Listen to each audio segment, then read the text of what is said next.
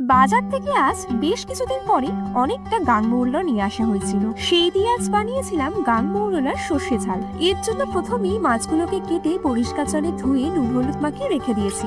কড়াইতে সর্ষের তেলে মাছগুলোকে লাল লাল করে ভেজে নিয়েছি। এবার কড়াইতে আরেকটু সর্ষের তেল দিয়ে তাতে কিছুটা কালো জিরে ফোড়ন দিয়ে বেশ কিছুটা পেঁয়াজ কুচি অ্যাড করে দিয়েছি। পেঁয়াজটা ভাজতে ভাজতে এতে লম্বা করে কেটে রাখা আলুগুলোও দিয়ে দিয়েছি।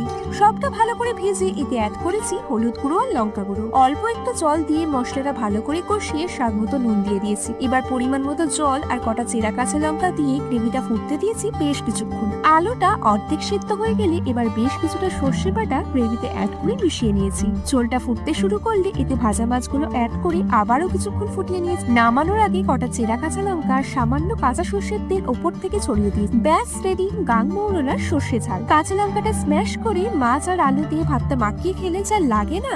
এখন সাবস্ক্রাইব ফর মোর।